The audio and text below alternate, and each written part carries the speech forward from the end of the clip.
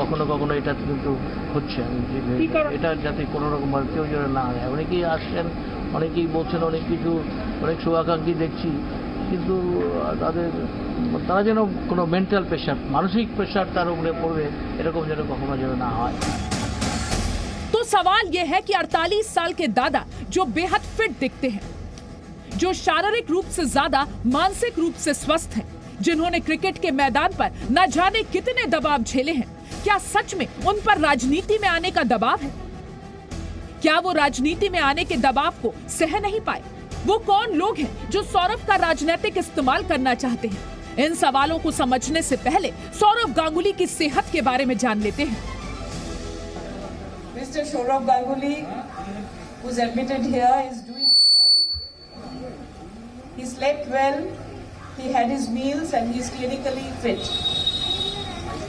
He wanted to stay back in the hospital for one more day, so he will go home tomorrow. 2 जनवरी को BCCI president जब अपने घर के gym पे workout कर रहे थे तब अचानक से उन्हें चेस्ट पेन होता है, डिस्कम्फर्ट फील होती है और ब्लैकआउट होता है। मेडिकल बोर्ड ने ब्रीफिंग करते हुए ये बताया कि उनको ट्रिपल वेसल डिजीज से डायग्नोस किया गया है और उनकी एंजियोप्लास्टी की गई राइट वेंट्रिकुलर आर्टरी में। इस बात से शायद ही कोई इनकार करे कि सौरव गांगुली आज जिस पार्टी में शामिल होना चाहें, जिस विचारधारा की राजनीति करना चाहें, वो कर सकते हैं। लेकिन क्या उन पर राजनीति में आने का दबाव है? इस बात को समझने के लिए सिलसिलेवार ढंग से कुछ तस्वीरें देखनी होंगी। ये तस्वीर 27 दिसंबर की है, जब सौरव गांगुली ने पश्चिम बंगाल के राजभवन में राज्यपाल जगदीप धनखड़ से मुलाकात की थी। इसके बाद अटकलें शुरू हुई कि सौरव बीजेपी में शामिल हो सकते हैं।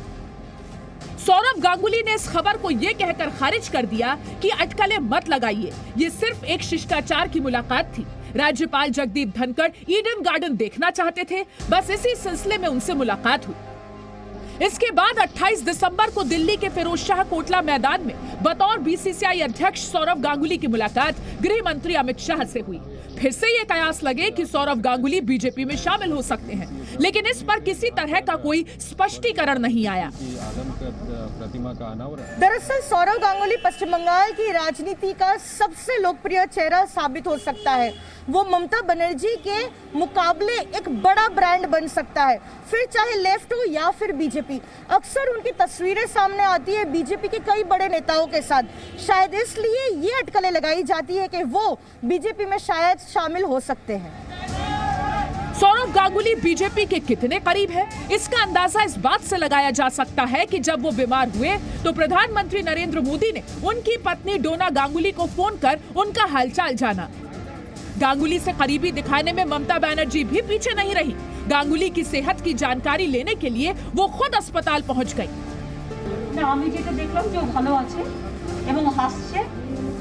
बीजेपी, लेफ्ट, टीएमसी और कांग्रेस हर दल में सौरव गांगुली के दोस्त हैं, उनके फैंस हैं। इन करीबियों की वजह से अक्सर ये कहा जाता है कि दादा राजनीति में आने वाले हैं। तो सवाल ये है कि क्या सौरव गांगुली राजनीति में आएंगे? इस सवाल का जवाब हमने एक्सपर्ट से पूछा। क्योंकि अगर वो बीजेपी में जाते या तृणमूल की तरफ आते तो अभी तक ऑलरेडी सिचुएशन क्लियर हो जाता। अब आज से 5 साल बाद क्या होगा मुझे पता नहीं, मगर फिलहाल नहीं लग रहा है कि वो किसी पार्टी की तरफ जाएंगे। पॉपुलैरिटी में चेंजेस आ सकते हैं क्योंकि बंगाल काफी पॉलिटिसाइज सोसाइटी है।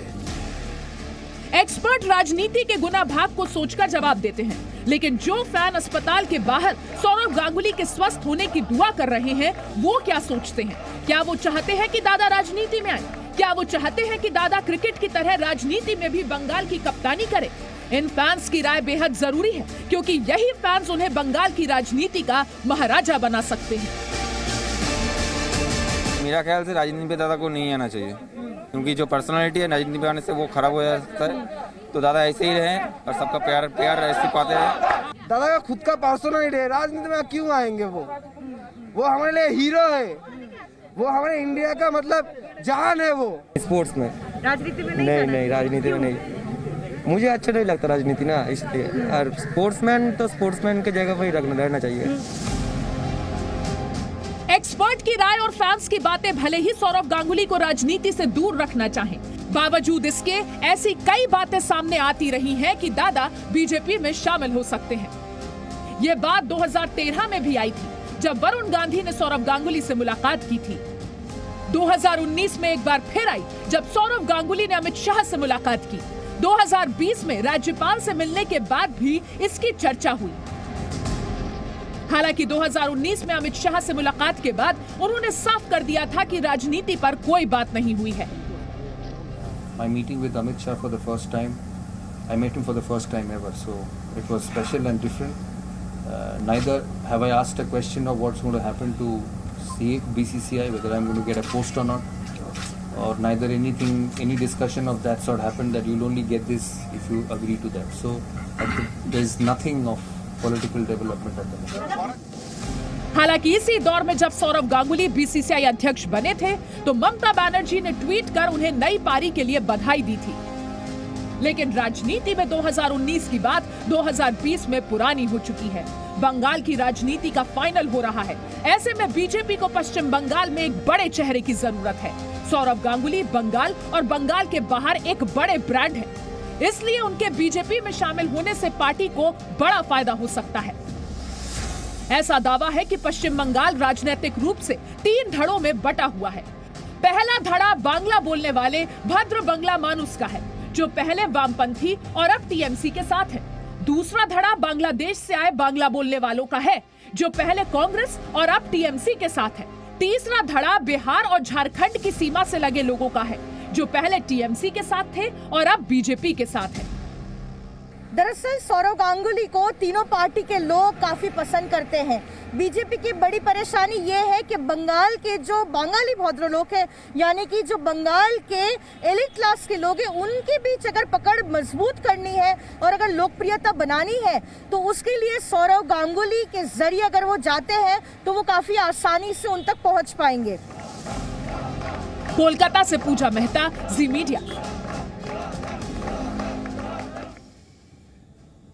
तो सौरव गांगुली राजनीति में आए तो क्या होगा, ये हमने आपको बताया, लेकिन अगर वो बीजेपी में शामिल हो गए तो क्या होगा? इस सवाल के जवाब का अंदाजा लगाने के लिए आपको मौजूदा प्रतिक्रियाएं देखनी होंगी। कल उनके पारिवारिक मित्र और लेफ्ट नेता दबाव की बात कह रहे थे। बीजेपी के सभी राजनीतिक दल इसकी जांच की मांग कर रहे हैं।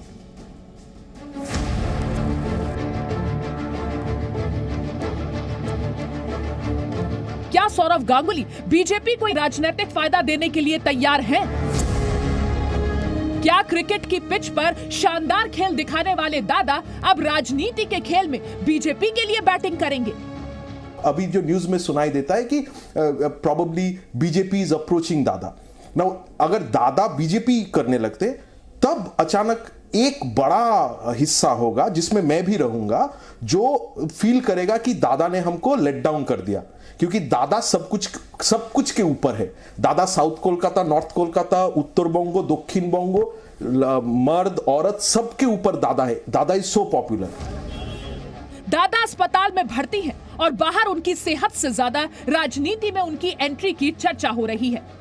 गांगुली के पारिवारिक मित्र और लेफ्ट नेता अशोक भट्टाचार्य ने जिस दबाव की बात कही है, उस पर बीजेपी ने पलटवार किया है और इसे ओछी राजनीति करार दिया। हम यही बोल सकते हैं कि अशोक बाबू आप और मिथ्याचार मत करिए, क्योंकि बंगाल के लोग आपको भूल गया है, आपका दल को भूल गया है, क्योंकि आप लोग जो अत्याचार किए हैं 34 इयर्स डेवलपमेंट के नाम से आप लोग जो थब्बा दिए हैं, आज तक हम लोग वो भोग रहे हैं। जबकि टीएमसी और कांग्रेस अशोक भट्टाचार्य के आरोपों की जांच की मांग कर रही हैं।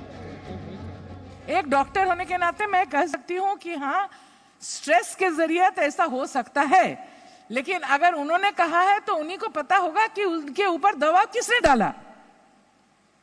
दबाव तो जरूर किसी ने डाला होगा, लेकिन मैंने तो नहीं डाला, मेरा पार्टी तो नहीं डाला। तो अगर उनको पता है तो उन्हीं से पूछ लीजिए किसने दबाव डाला है। अशोक भट्टाचार्य जी ने जो दावा किया है उसके बारे में अगर उनके पास डिटेल है तो वो भी बतानी चाहिए। ये बहुत सीरियस मामला है। अगर सचमुच गांगुली साहब पे दबाव डाला गया किसी भी राजनीतिक दल ने, किसी भी राजनेता ने, तो उसके खिलाफ कार्रवाई होनी चाहिए। 48 साल के सौरव गांगुली सिर्फ पूर्व क्रिकेटर ही नहीं या बीसीसीआई अध्यक्ष ही नहीं, लेकिन अपने आप में एक बड़ा ब्रांड है। सौरव गांगुली की अगर लोकप्रियता की बात करें तो सिर्फ पश्चिम बंगाल में ही नहीं, लेकिन बंगाल के बाहर भी लाखों करोड़ों लोग उनके फैंस हैं। शायद इसलिए चाहे कोई भी पार्टी हो, तृणमूल कांग्रेस, बीजेपी या लेफ्ट, हर कोई ये चाहता है कि सौरव गांगुली उनके पार्टी में शामिल हो जाए। लेकिन जो लोग सौरव गांगुली को जानते हैं और अच्छे से पहचानते हैं, उनका ये मानना है कि सौरव गांगुली पर कभी भी पश्चिम बंगाल की राजनीति में आने का दबाव नहीं था। कोलकाता से कैमरा पर्सन देवाशीष बोटोबैल के साथ पूजा मेहता, जी मीडिया।